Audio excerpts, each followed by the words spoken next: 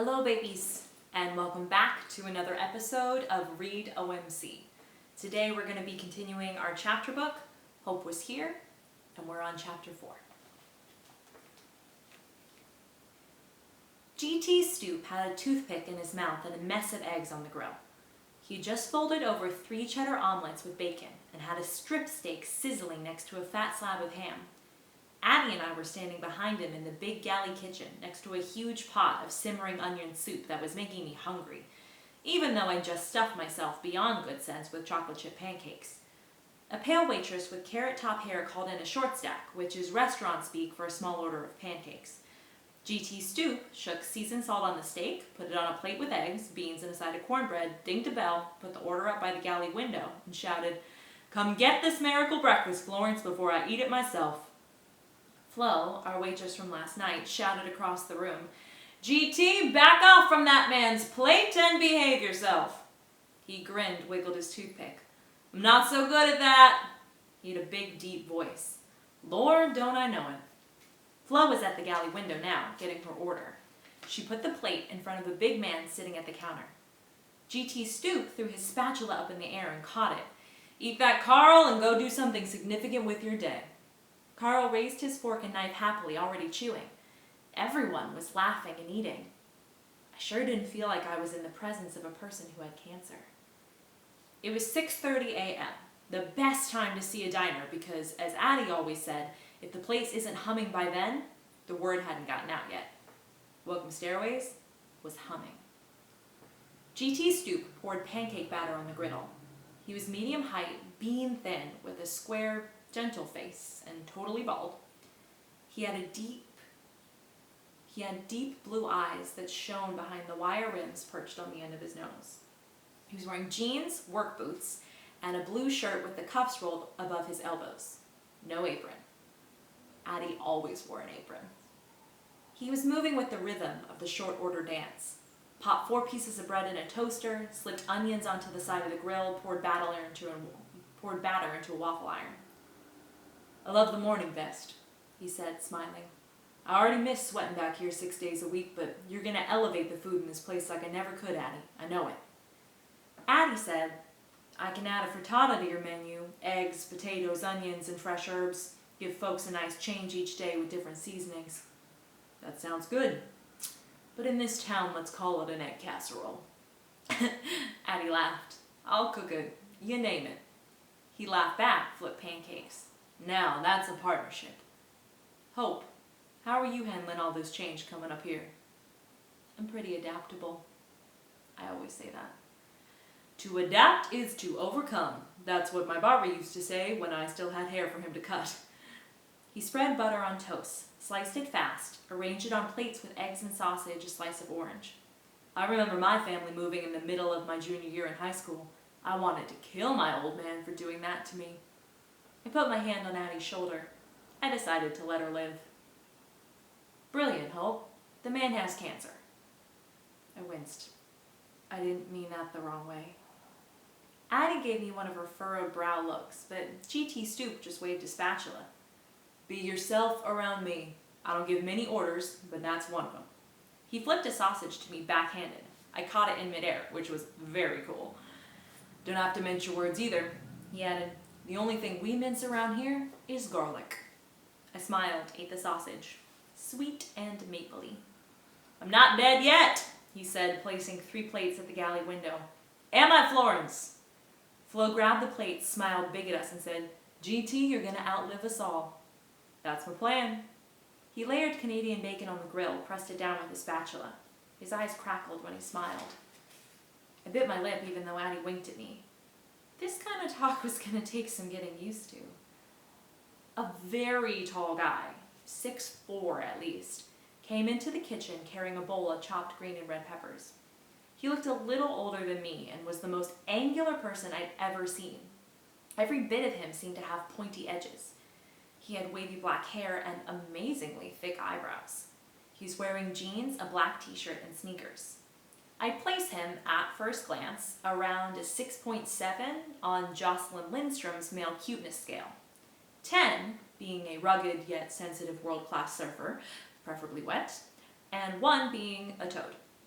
He nodded to me and Addie. I'm Braverman. Grillman Supreme, added GT, second in command in this kitchen with nerves of steel. Braverman took down a plate of home fries on a shelf by the grill and raised one eyebrow, half smiling. These women are going to set us straight. GT placed cinnamon apples in 4 pancakes, flipped them perfectly, and ran his hand across his bare head. You know there's benefits to everything. Now that I lost my hair to the chemotherapy, I don't worry about getting it in the food. I smiled nervously. Flo came into the kitchen laughing and said we'd set her up good last night, and she appreciated the big tip. We met Llewellyn, the waitress with the carrot top hair. She looked me up and down, not impressed. You waitressed before? I looked her smack in the eye. I've got 18 months experience waitressing in the best diner in Brooklyn, New York, and before that, counters or tables, Llewellyn interrupted. She had a pinched-together face. Both. How busy did it get? They'd be standing out in a line on the weekends, and I couldn't go to the bathroom for 5 hours straight, even if I had to. It was so jammed. I've been waitressing 10 years, she snapped back. I didn't ask how long she could hold it. She layered 3 pancake platters on her left arm, I can carry 5, and headed off to a booth in the corner. Addie was examining a piece of blueberry coffee cake on a plate, the way a scientist studies a petri dish. We bake it ourselves here every morning, GT Stoop said proudly. Sells pretty good. Really? Addie took her fork and cut through the center of the cake, flicked off some crumbs. I knew what she was thinking. Dry. She took a bite, chewed it slowly, no expression on her face. Addie tastes food the way some people play poker. It's my mother's recipe, he added. And I'm sure she is a fine, upstanding woman, Addie said, but her coffee cake is dry. He looked up to the ceiling, laughed deep. Lord, what have I done bringing this woman up here? I'm here, Addie replied, so you can rest easy. Don't expect that's going to happen. He handed her a big chain of keys. You keep this place running smooth and I'll attend to other matters. Addie jingled them. It'll be like a knife going through maple butter. Braverman stood to the side, studying the orders GT was cooking. GT raised his spatula, Braverman nodded, eyes on the grill. And, like air traffic controllers changing shifts, GT moved from the grill, Braverman took his place, and he started flipping pancakes, turning bacon, frying eggs. Not one yolk was broken in the process. Flo was listening behind the counter. GT, you've been cooking up something for over a month. What is it? You'll find out tomorrow, Florence, after the parade. As parades go, it's pretty hard to impress a New Yorker. For my money, unless you've got huge Garfield and Big Bird balloons flapping in the wind 10 floors up, you don't call yourself a parade. You're a gathering. I wasn't much in the mood for a gathering. I'd been dragged here. Addie and I were standing on the corner of Pine and Magellan Streets by Scarlatti's World of Cheese, which was offering a 15% discount to all veterans for the 3-day weekend. People were lined 4 deep in the street. I was studying the Welcome Stairways menu so I wouldn't look like an amateur when I started work the next morning. Nothing can slow you up faster than not knowing the menu. That's Dina's blood in you, Addie remarked. She always knew the menu like the back of her hand. Mom is an overachieving waitress like me. In her last Christmas letter, she wrote that she'd been thinking about the decisions she'd made in life and felt that the best one had been to stay in waitressing. No matter what happens in the world, from war breaking out to computers taking over our minds and bodies, there's always going to be a need for a good waitress who can keep the coffee coming and add up the check in her head. A mediocre band stumbled by. The Mulhoney High School Marauders. My new school. Purple and gold uniforms. I scanned their places to find kindred spirits. It's hard to tell people's true nature when they're playing Sousa. Next, Vietnam vets in combat fatigues. World War II veterans rode behind them waving flags. I applauded as they went by. Antique cars, /scout troops, /clowns, / a happy float with happy farmers with a banner for the real fresh dairy. Another float, red, white, and blue, flags flapping, streamers streaming, a man in a red jacket and khakis waving to the crowd. Above him, a bold banner. Elect Eli Millstone for mayor if you care about Mulhoney. Some of the men I'd seen in the diner last night walked beside the float like bodyguards. A flurry of movement beside me. Braverman. He watched the Millstone float with angry eyes.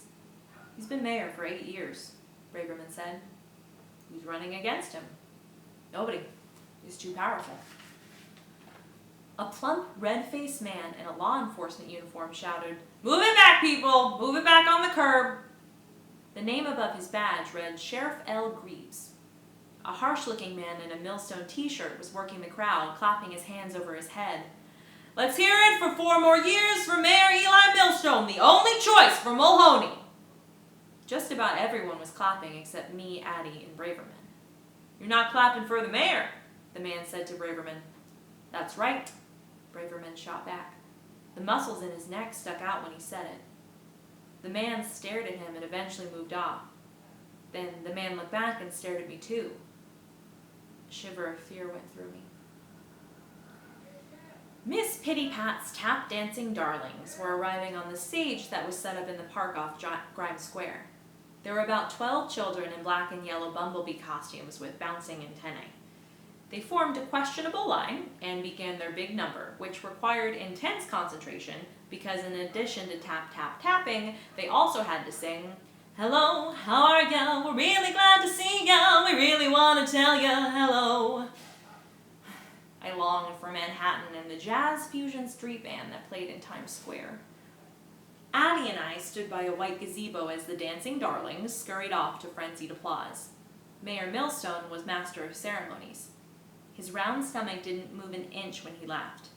To quote Shirley Polanski, head waitress at the Humdinger Diner, "Beware of a big man whose stomach doesn't move when he laughs."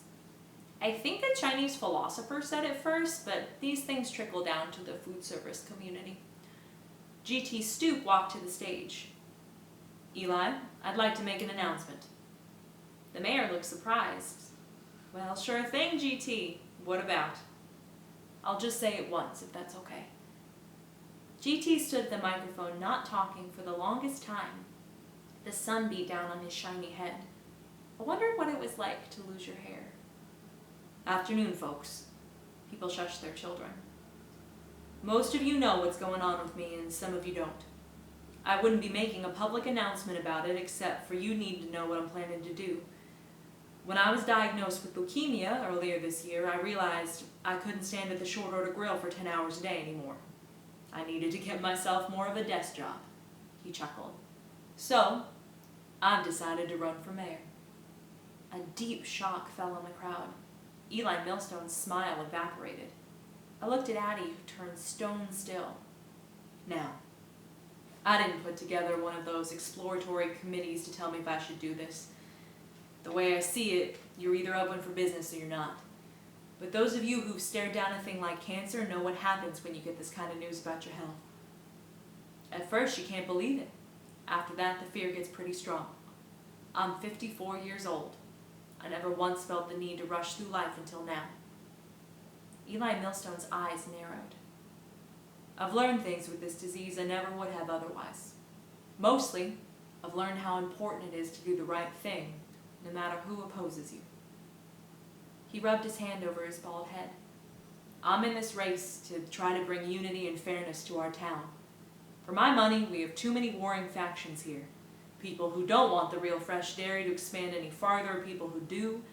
People who want better daycare for our families, people who don't.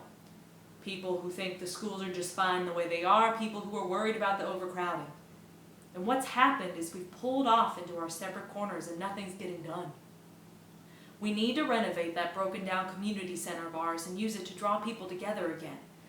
We need to develop better daycare facilities for the families in this area because children are our future. We need to use more of our money to help the poor of Mulhoney get a leg up. We need to make sure our young people get jobs so that every single one of them who wants to can earn money for college." "GT!" Eli Millstone was at his shoulder, face flushed. "Those are sweet dreams and I share every one. Just how high are you suggesting we raise these good people's taxes to get the money to pay for all this?" A ripple of worry hit the crowd. GT looked at the mayor. "Eli, since you brought it up, here's my plan. The biggest company in town, the Real Fresh Dairy, hasn't paid any local taxes for 5 years and owes $750,000 in back tax revenue. I'd say collecting that money is a good place to start." People looked at each other and gasped. Millstone sputtered. I don't know where you're getting your information, GT, but it is as bogus as a barking cat. I just went to the tax assessor's office, Eli. I had to search through some big computer printouts, but the facts are there for everyone to see. You're lying. No, sir. GT set his jaw. Our roads are cracking because dairy trucks are carrying loads heavier than our streets can handle. We have residents in the South End who can't sleep at night because those trucks are rumbling by their windows, taking illegal shortcuts to the interstate to save gas and time. I say we levy a fat fine against that business until they obey the law.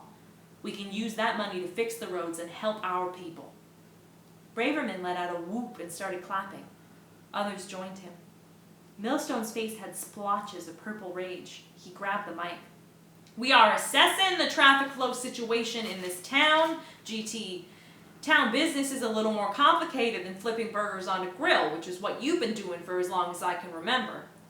Oh, GT said, laughing. You learn courage and decision-making quick when you've got 24 burgers on the grill. People laughed good at that one. Braverman put 2 fingers in his mouth and whistled loud. I wish I could whistle like that. Eli Millstone was working hard to overcome his irritation. His smile got bigger, his face muscles got stiffer. He grabbed the microphone and laughed deep. How about we stop wasting everyone's time with nonsense and start talking real issues? I'm running on my record. The Real Fresh Dairies put this town on the map, folks, and I brought them here. Look around and see the progress. Is Mulhoney a bigger and more bustling place than it was 8 years ago? Have living conditions improved? Are there more jobs? Is there more business for our local stores? You bet your boots, and it will continue into my 3rd term and beyond. I'm mighty proud of my accomplishments. The men who were walking by Eli Millstone's float started applauding loudly. GT raised his voice. Let's not forget Mulhoney's family-run dairies that went out of business when the Real Fresh Dairy came to town. Millstone waved that off. They'd been better managed businesses, they would have survived. Raising their property taxes sky high was what killed them. GT looked straight at him. Then, the Real Fresh Dairy swooped down and brought their land cheap. You're living in la-la man, mister. The mayor motioned stiffly to Miss Pittypat, who shoved the dancing darlings on stage for an insect extravaganza number featuring Eensy Wincy Spider and Glowworm. Annie turned to me. GT Stoops crazy as a loon. He's gonna be dead in a month with all this stress. I gulped. GT walked off the stage and headed toward us. I think that went pretty well, he said, looking at Addie, who didn't speak. I'm sure glad you're here to run things, Addie, so I can make a fool of myself in politics. Addie gave a slight nod. I wasn't sure if she was acknowledging her ability to run things, or him being a fool. And GT strode smiling through the crowd that parted for him like the Red Sea did for Moses. All right, babies, that's the end of our chapter for today. I love you all so very, very much, and I will see you soon.